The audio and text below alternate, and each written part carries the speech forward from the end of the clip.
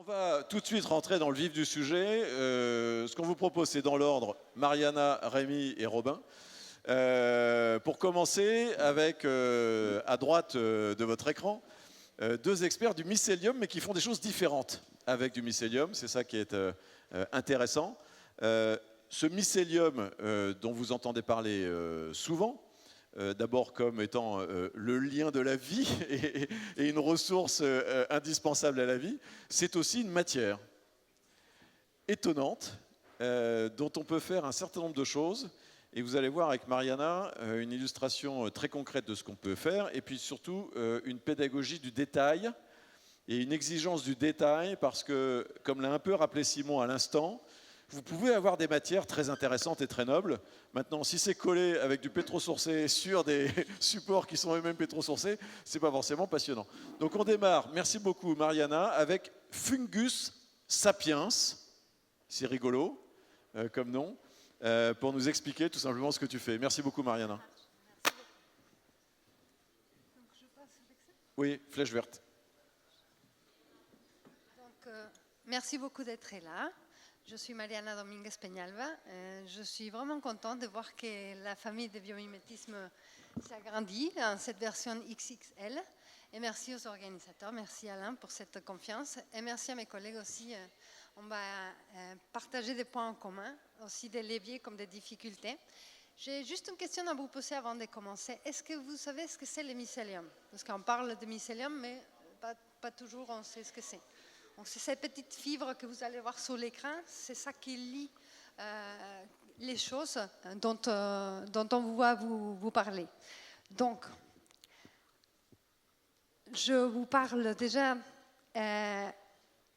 moi personnellement, il y a quelques années, je ne savais pas qu'il fallait 8000 litres d'eau pour faire un paire de chaussures. Je ne savais pas non plus qu'il fallait 1000 ans pour que les polystyrènes s'y décomposent. Mais quand je l'ai appris, je me suis rendu compte très vite que j'étais partie du problème sans que je le souhaite et que je n'avais pas beaucoup de sorties à ça, que je n'avais pas beaucoup d'alternatives. Et ça me frustrait énormément parce que je me disais, même si je veux faire mieux, il n'y a pas beaucoup d'alternatives là pour choisir un autre produit, que ce soit pour les chaussures ou pour les emballages. Et c'est là où je me suis dit, bon, il faut que je m'y mets comme c'est dit, dans les boulots pour essayer de trouver des alternatives. Et je me suis posé la question, comment la nature, elle fait pour préserver les choses? Comment la nature, elle fait pour faire que les choses durent dans le temps, qu'elles soient performantes, qu'elles soient robustes? Mais pourtant, ça reste quand même de la matière organique qui se recycle et qui ne s'accumule pas. Ça ne devient pas un déchet, en fait. Donc, du coup, j'ai créé un laboratoire de recherche, donc Fungus sapiens. Ça fait 7 ans que ça dure, l'aventure. Donc, c'est un projet hybride entre un laboratoire de recherche biomimétique et aussi des mycologies appliquées. Surtout, on travaille avec des champignons, on travaille aussi avec des bactéries. Et on a une ferme verticale pour faire pousser des biomatériaux. Donc, c'est comme une sorte de plateforme des matériaux avancés. D'un côté, on va faire des consulting et de travailler auprès avec les entreprises pour faire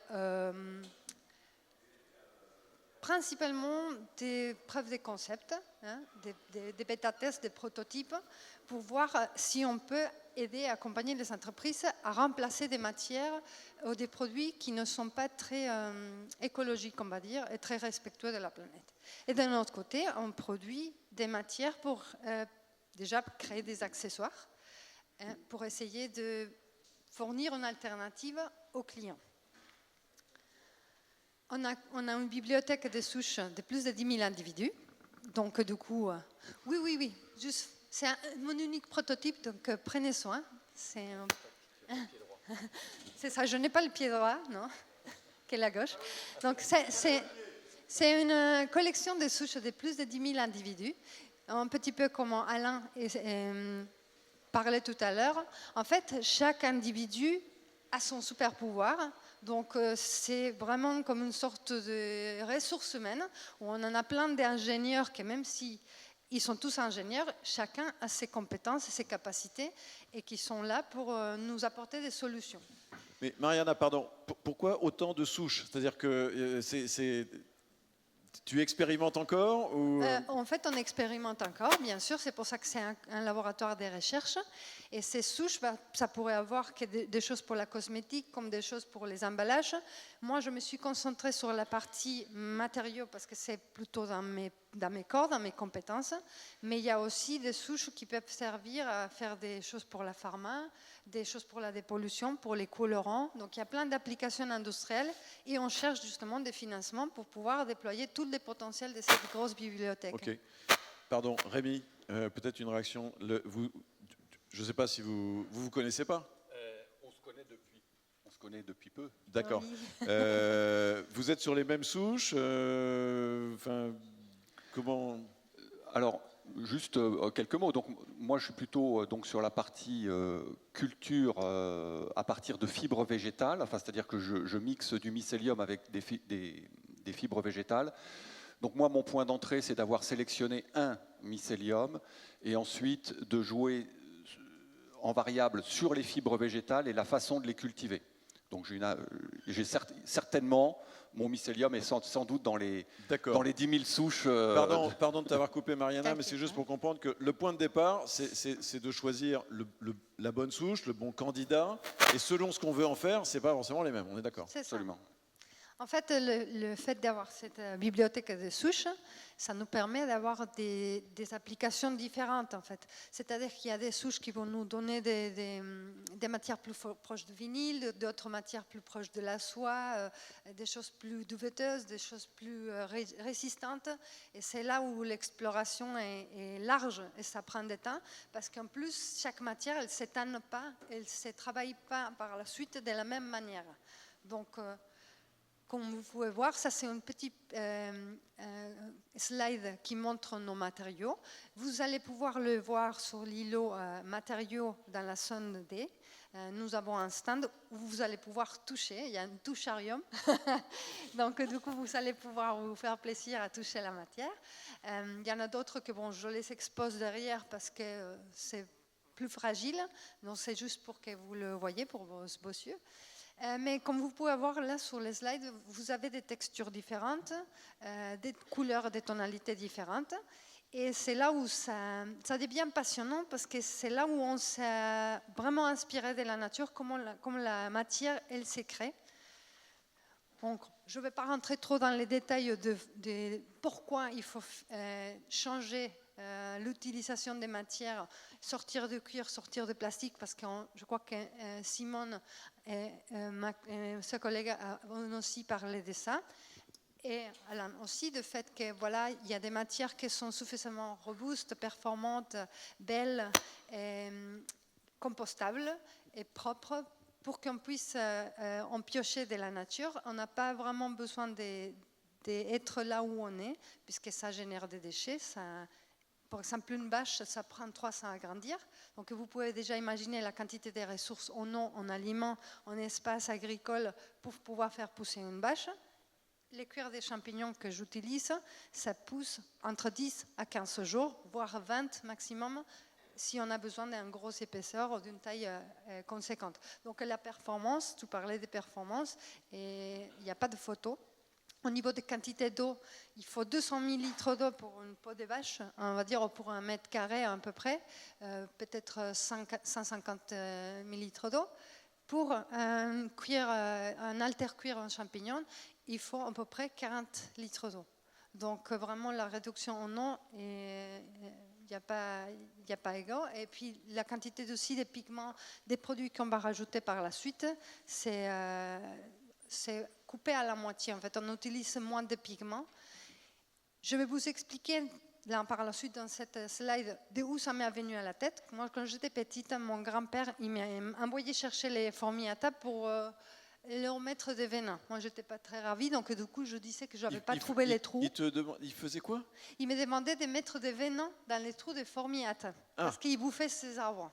Donc du coup, moi, je disais que je n'avais pas trouvé, mais en fait, je trouvais les trous des fourmis à table et je passais des heures à les regarder parce que ça m'est passionné. Et en fait, je disais à mon grand-père, mais qu'est-ce qu'ils font avec toutes ces feuilles? Parce qu'ils prenaient des quantités industrielles sous la terre.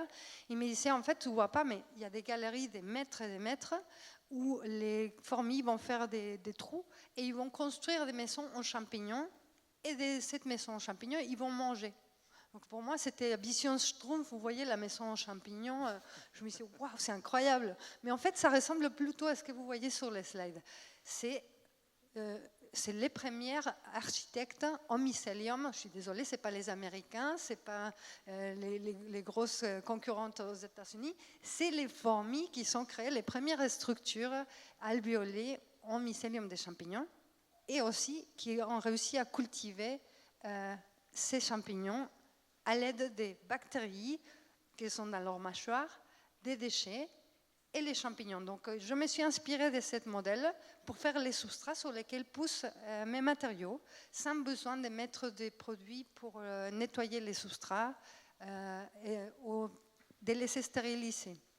Alors, là, Mariana, pardon, je veux bien qu'on s'arrête quand même une seconde là-dessus. C'est-à-dire que ce qu'on voit à l'écran là, tu dis, tu fais pousser sur une surface. C'est-à-dire que ce n'est pas dans un moule, ce n'est pas compressé. En fait, vous allez voir si vous passez dans les stands, j'ai amené des bacs sur lesquels j'explique que mes souches, je les passe dans un pétri-dish. De cette pétri-dish, je coupe un petit bout que je mets dans des graines pour faire des semences. Et ces semences, comme on disait, on va utiliser un support, que ce soit coproduit agricole, lin, chambre. Pour l'alimenter Comment pour l'alimenter, pour le faire nourrir, grandir. Exactement, ça va être les substrats. Donc c'est souvent des champignons lignocellulosiques. Ça veut dire que ça se nourrit de la cellulose de la lignine.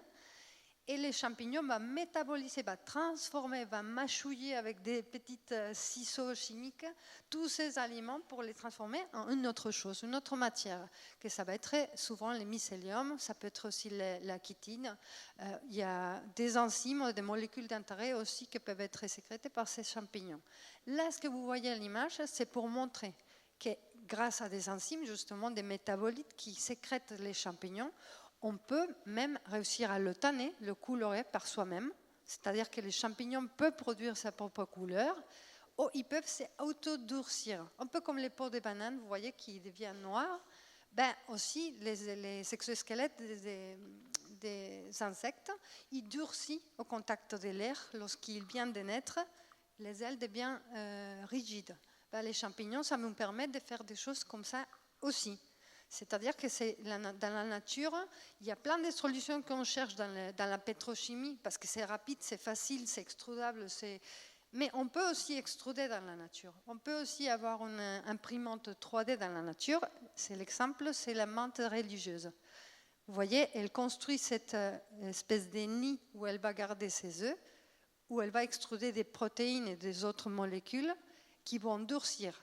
Il va être alvéolé, donc ça va respirer, mais ça va être étanche, et en même temps, ça va être résistante à l'eau, mais ça reste quand même quelque chose de compostable qui va se dégrader, et ça va faire comme on se dit, de l'isolation, mais ça reste quand même quelque chose qui permet à les œufs de respirer, d'être au chaud, mais à l'air frais quand même. Donc c'est un matériau ultra performant, et on essaye de faire de même avec les mycéliums.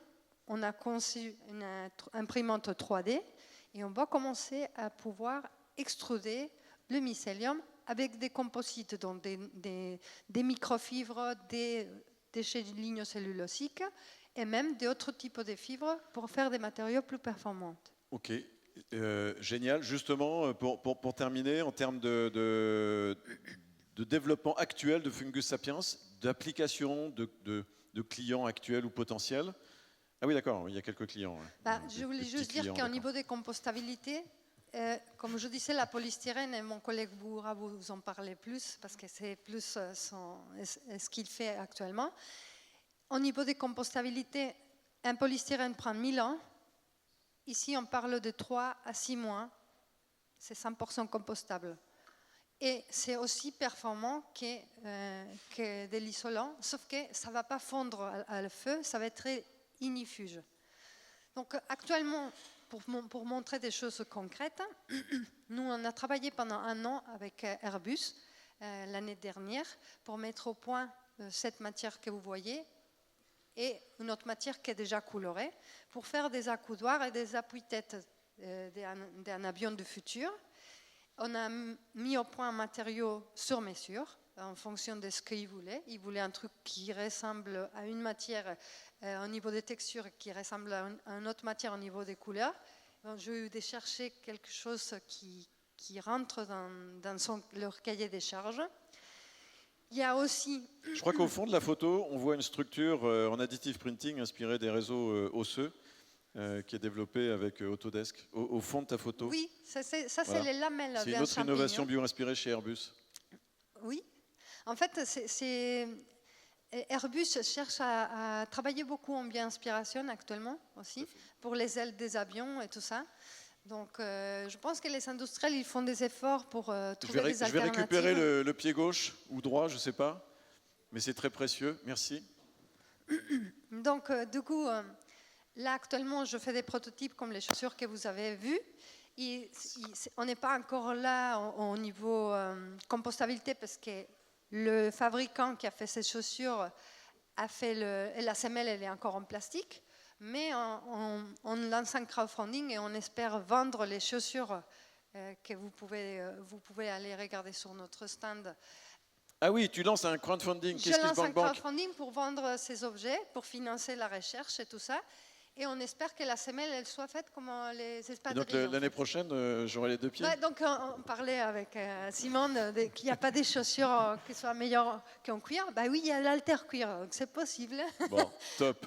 On peut faire. Et puis, en tout cas, bon, si vous êtes curieux de toucher la matière, de voir ce qu'on peut faire avec, passez à l'îlot matériaux, son indé. Et puis, je vous laisse avec mes collègues pour qu'ils puissent expliquer ce que c'est. Super. Merci beaucoup, Mariana. Merci. Bravo, Fungus Sapiens. On continue avec vous, donc Rémi Laurent, Embellium. Eh bien, ça va marcher. Merci Mariana. Donc, je vous remercie de votre présence. Donc, moi, je m'appelle Rémi Laurent. Je ne sais pas faire marcher le micro. Si. Voilà. Je m'appelle Rémi Laurent et donc je suis le créateur d'Embellium. Donc, c'est suite à la présentation de Mariana, je vais vous expliquer en fait cette approche du mycélium qui consiste à faire des matériaux cultivés. Alors non pas dans une version souple, mais dans une version rigide, donc des matériaux qui ont pour objectif de se substituer à des matériaux rigides. Nous commençons à 10 000 €. Tels que les mousses et polystyrène. Je vous explique le principe, il est finalement relativement simple. Ce que je fais, moi, donc, je prends des fibres végétales donc, qui sont des résidus agricoles, chêne-vote, donc, qui est un résidu du chanvre, copeaux de bois, sarments de vigne, enfin tout type de coproduits qui sont placés dans des outillages en forme. Qui sont placés dans des outillages en forme pour créer le produit attendu par le client. Donc finalement, c'est le seul moment où je vais venir contraindre la nature, puisque là, je la mets dans un outil. Et ces fibres végétales, je viens les ensemencer avec du mycélium. Le mycélium va alors se développer, va venir, comme l'expliquait Mariana, digérer la matière, créer la colle naturelle, le liant. Si on fait l'analogie avec d'autres matériaux, si on fait l'analogie avec du ciment, enfin avec du béton, on pourrait dire que le mycélium joue le rôle du béton pour venir lier les fibres entre elles. C'est un processus 100% naturel qui est très bas carbone puisque c'est la matière elle-même qui crée son biotope pour se développer en 4 à 5 jours.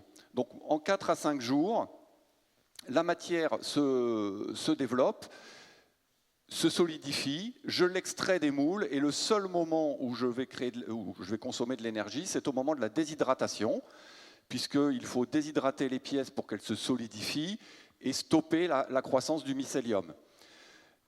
À noter que cette énergie est complètement compensée par des panneaux solaires qui sont positionnés sur les toitures. Donc le processus de culture et de développement est est naturel, très bas carbone. Par rapport à ce que disait Mariana, moi je joue en fait avec une espèce de mycélium et des fibres végétales, puisque le côté local, agricole, de réutilisation de coproduits, c'est quelque chose qui me passionne.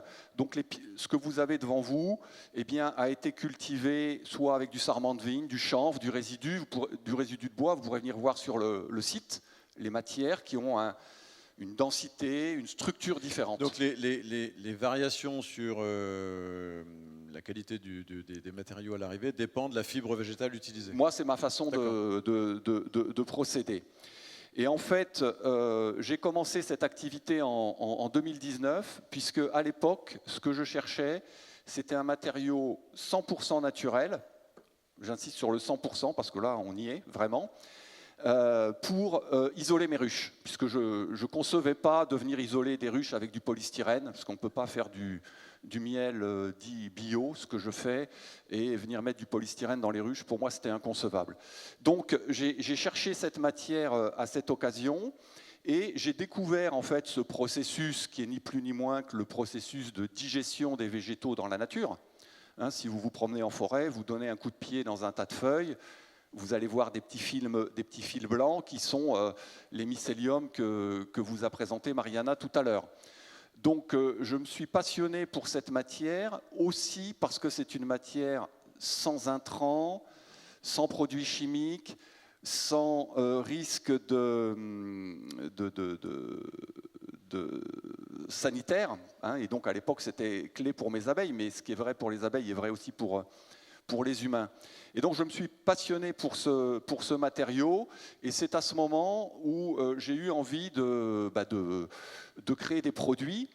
Donc la première application qui vient, c'est celle de l'emballage, puisqu'on est sur un cycle court d'utilisation et la matière est naturellement compostable, c'est-à-dire que là, il n'y a pas besoin d'aller chercher une norme ou de s'inventer des choses compliquées.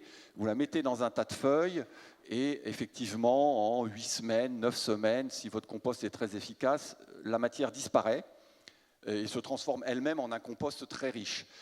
C'est une matière naturelle et high-tech, comme ça vous a été présenté. C'est une matière isolante thermiquement, résistante au choc, inifuge. C'est-à-dire que là, la matière, elle est classée M1, donc c'est normé, hein, donc c'est vraiment une matière très, très, très, très résistante. C'est une matière donc naturellement compostable, mais c'est aussi plus que ça. Pour ceux qui sont en train de toucher la sphère, vous voyez que c'est une matière qui crée tout de suite un lien. C'est une matière qui dit quelque chose de plus que je suis une alternative à un produit chimique, à un produit issu de la chimie. D'où l'idée d'aller plus loin que le packaging et de créer des objets qui sont attachants, hein, donc qui peuvent être de l'éclairage, qui peuvent être des reproductions de cartes en relief. Alors c'est toute une affaire de créativité et d'envie qui est vraiment passionnante avec cette matière qui finalement crée son propre univers, et surtout, quand vous la touchez, vous n'avez pas envie de sortir votre application Yuka pour savoir ce qu'il y a dedans. Vous n'avez aucun doute sur tout ce que je vous raconte, parce que c'est tactile. Plutôt un peu haut de gamme ou premium? Alors moi, c'est ce que j'essaye de faire, parce qu'il y a d'autres entreprises qui ont une approche beaucoup plus industrielle, qui cherchent véritablement à remplacer le polystyrène dans des applications mass market. Moi, je choisis plutôt l'état de surface, le toucher, le rendu, pour effectivement faire vivre cette matière. Et cette matière, au-delà de son côté technique, naturel et technique, elle a aussi une valeur sociale très forte et sociétale. C'est-à-dire qu'on parle de coproduits agricoles. On n'est pas en train d'échanger le monde du pétrole contre le monde de la déforestation, hein, pour créer des biomatériaux ou des biotrucs, comme on le fait aujourd'hui avec du maïs ou des choses comme ça. Là, ça, c'est très important, c'est pour ça que ça a été rappelé par Simon et Léonore tout à l'heure. Regardez d'où ça vient, l'ensemble de l'analyse du cycle de vie, etc. Parce qu'effectivement, comme le dit Aurélien Barraud, on peut déforester avec une tronçonneuse électrique, ça ne change pas grand-chose. Voilà, donc ça pour moi, c'est essentiel, parce que c'est non seulement un revenu complémentaire pour le monde agricole, mais c'est surtout le fait de ne pas aller déforester, histoire de faire monter en plus le cours des matières premières pour affamer ou pour créer des problèmes sociaux. Donc il y a cette forte valeur sociétale en fait, qui vient en quelque sorte boucler la boucle. et qui donne une vraie valeur au produit. C'est-à-dire que le produit est fait avec de la matière qu'on emprunte à la nature, et puis à un moment donné, on lui rend. Alors quand c'est un emballage, on lui rend très vite. Si on en fait une suspension éclairante ou un élément de mobilier, ben on le garde. Dans ce cas-là, c'est un piège à carbone. Et puis, in fine, quand on le rend à la nature, ça devient de toute façon un compost. Donc voilà cette passion autour du mycélium et de cette matière. C'est vraiment étonnant, vraiment étonnant. Et là aussi, je vous encourage. De toute façon, les trois sont exposants. Ils nous font l'amitié d'être là pendant 2 jours. Donc, petite bande-annonce là sur scène. On va continuer avec Robin dans un autre domaine. Mais vraiment, merci beaucoup Fungus Sapiens et Embellium, Mariana et Rémi. Donc venez allez toucher, vraiment, on est voisins. Allez vraiment les voir. Merci Rémi. Avec plaisir.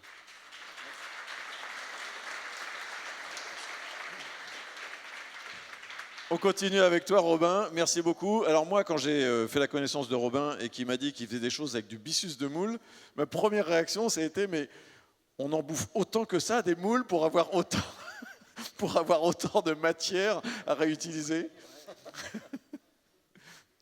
La réponse est oui? Ouais, la réponse est oui. Ouais. Bon, bonjour à tous, je m'appelle Robin, je suis ingénieur et le fondateur de la société Bisco. Donc le byssus de moule, sur le petit schéma là, vous voyez tout de suite ce que c'est la fibre, la petite fibre dorée que produit la moule pour s'accrocher sur les rochers ou bien au pieu de culture. Et donc en France, il y en a 4500 tonnes disponibles par an, et encore plus à l'échelle européenne et mondiale. Alors, nous, aujourd'hui, le byssus, c'est un coproduit de l'industrie mythilicole. Ça veut dire que les producteurs de moules, ils arrachent le byssus des moules et ils s'en débarrassent. Donc pour le moment, c'est traité par Veolia. Et du coup, à la place de partir chez Veolia, ça arrive chez nous. On a développé des lignes de lavage qui permettent de transformer ce que vous voyez à l'écran, donc ce coproduit là qui était jusqu'alors un déchet, en fibre de byssus bien dorée, bien jolie. Donc voilà, nous on a un peu un positionnement grossiste de matières premières. Ça veut dire que comme un producteur de laine, il va faire des balles de laine, et bien nous on fait des balles de byssus. Et du coup cette fibre, elle a des propriétés assez exceptionnelles. Donc une fois qu'on a fait cette balle de byssus, il y a 2 schémas qui existent. Il y a un schéma où on vend la balle de byssus à des clients, et un autre schéma où on confie notre matière à des façonniers qui vont nous transformer le matériau en matériau textile, par exemple, comme celui qui est ici et que vous pourrez voir sur notre stand tout à l'heure. Alors, il faut quel volume de ce qu'on a vu avant pour faire, je sais pas, 1 mètre carré de ça? Par exemple, ce matériau, il fait 500 grammes par mètre carré. Donc, pour faire 1 mètre carré, il faut 500 grammes de fibre. Donc voilà un petit peu ce qu'on fait. Là, on est en train de faire évoluer le modèle économique. On va commercialiser des lignes de lavage aux producteurs de moules. Donc on va devenir équipementier. Et nous, on va garder toute la partie séchage, préparation de la fibre pour l'industrie du textile. Ok, donc pour vous approvisionner à la source, ouais. Et pour que ça soit fait correctement, j'imagine, avec les... Ouais, en gros, du coup, on a un modèle économique où on gagne de l'argent en amont et en aval de la filière, puisqu'on commercialise des lignes de lavage aux producteurs de moules, et puis en vendant le produit derrière. Donc en gros, c'est un modèle qui est à cheval entre le modèle Veolia et le modèle des négoces de laine.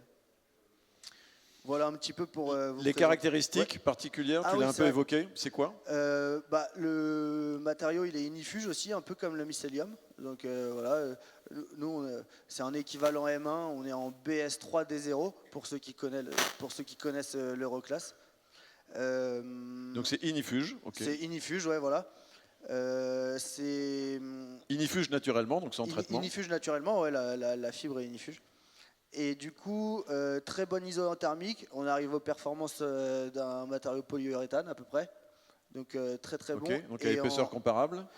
À épaisseur comparable, ouais, bien sûr. Ok. Et puis on a aussi des grosses performances en absorption acoustique. Donc en général, les matériaux biosourcés, ils sont très bons dans tout ce qui est dissipation de l'énergie, que ce soit des ondes acoustiques, de la chaleur.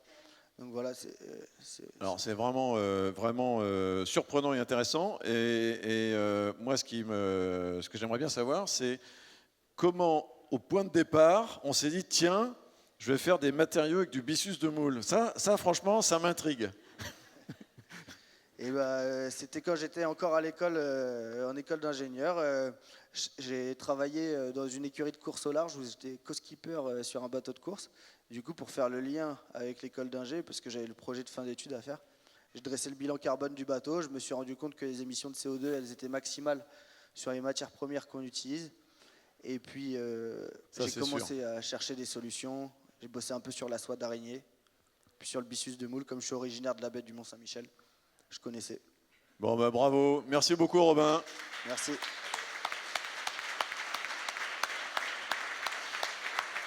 Et la course au large cherche à faire aussi sa révolution écologique et environnementale. Vous aurez tout à l'heure le témoignage d'Arthur Levaillant, jeune skipper prometteur, qui a déjà fait ses preuves, qui nous parlera de son engagement.